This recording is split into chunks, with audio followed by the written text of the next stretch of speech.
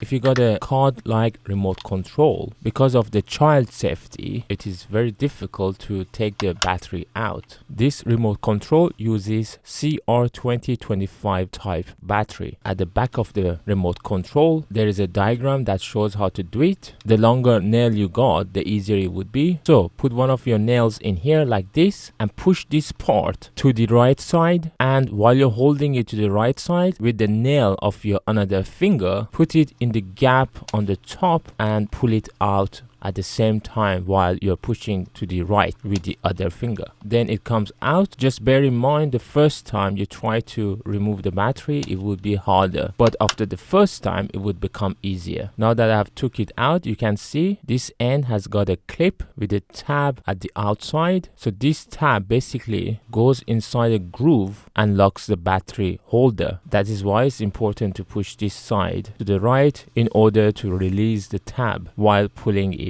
out. After you have changed the battery, make sure the battery's back is up and it is in this direction, and then simply insert it back into the remote control and it would easily lock in. I hope this video was helpful. If it was, please don't forget to subscribe to support my channel. You can find my other videos in here, and if you have any questions, please let me know in the comments below.